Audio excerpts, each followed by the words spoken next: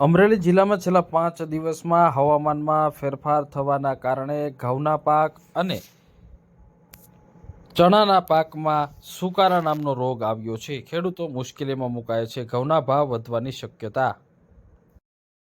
હા, બરાબર છે. ઘઉંનો અત્યારે પરિસ્થિતિ છે, હવામાનમાં તાપમાન જે છે એ વધારે પડતું ઊંચું નીચું એવો ફેરફાર યા કરે છે. હવામાનમાં ફેરફાર ઘણો રહે છે, એને લીધે આ પરિસ્થિતિ થતી હોય છે. આના માટે સૌથી પ્રથમ તો ખેડૂતોએ જ્યારે ઘઉંનું વાવેતર કરતા હોય છે, પ્રાથમિક રીતે તે બીજનું સારું એવું એને બીજનો પટ આપી અને એનું વાવેતર કરવું જોઈએ, એ મુખ્ય વસ્તુ હોય છે.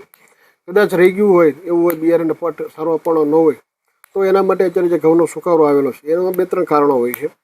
એક તો અત્યારે સુકારાની જે તકલીફ છે એમાં સારો એવો ફૂગનાશક જે વસ્તુ હોય છે એમાં થાયોફેનેટ મિથાઇલ છે, મેન્કોજેબ છે, સાપ છે, એવી વસ્તુઓનો છંટકાવ કરી અને એનો ઉકેલ કરી શકાય છે.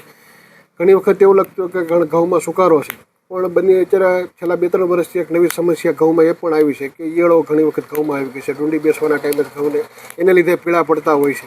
એટલે સારી કોરાજન છે અથવા તો સારી કોઈ પણ પ્રકારની જે ઈયળની દવાઓ આવતી હોય છે એનો ઉપયોગ કરી અને અત્યારે નિયંત્રણ કરી શકાય છે. ચણામાં અત્યારે મોટાભાગે સુકારાની તકલીફ હોય છે, એમાં પીળીઓ રોગ આવે છે, જાંબુડિયો રોગ આવે છે અને અત્યારે ઈયળની પરિસ્થિતિ હોય છે. ઉપરાંત ચણાના જે પોપટા છે એ ખરવાની તકલીફ અત્યારે જોવા મળે છે. આના માટે પણ સારા એવા પ્રમાણમાં સારી જે નિયંત્રણ ફૂગની જે કરી શકાય, સારી ફૂગની દવાઓ આવતા હોય છે. જાંબલીની તકલીફ હોય તો એના માટે છટાઈઓ કરીને દવા આવે છે, એ વસ્તુઓ છે. સુકારાના માટે કસ્ટોડિયા છે કે એ ટાઈપની દવાઓનો ઉપયોગ કરી અને નિયંત્રણ કરી શકાય છે. મુખ્ય વસ્તુ હોય છે કે સારા પ્રમાણમાં સારું મિક્સ માઇક્રો ન્યૂટન જે આવે છે કે જે છોડને પૂરતા પ્રમાણમાં સારો એવો ખોરાક આપ્યું છે, એ વસ્તુનો સતત ઉપયોગ કરતા રહેવાથી છોડ સતત ખોરાક મળી રહે, એના કારણે લીલા રહી છે.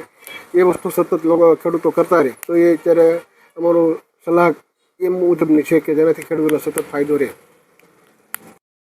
અમરેલી તેમજ ગુજરાતના મોટાભાગના વિસ્તારોની અંદર રવિ પાકની સિઝનમાં ચણા અને ઘઉંનું વાવેતર ખેડૂતોએ કર્યું છે. મબલક ઉત્પાદન મેળવવાની આશા સાથે વાવેતર કર્યું છે, પરંતુ હાલ આ ચણાનો પાક અને ઘઉંના પાકની અંદર સુકારો આવ્યો છે.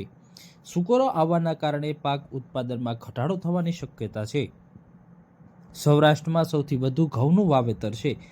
જો ઘઉંના પાકની અંદર સુકારો આવશે અને પાક ઉત્પાદનમાં ઘટાડો થશે તો આખરે ઘઉંના ભાવમાં વધારો થવાની શક્યતા છે. સૌરાષ્ટ્રમાં ઘઉં અને ચણાના પાકમાં સુકારાની અસર જોવા મળી રહી છે. ઉત્પાદનમાં ઘટાડો થવાની ભીતિ પણ ખેડૂતોમાં સેવાઈ રહી છે.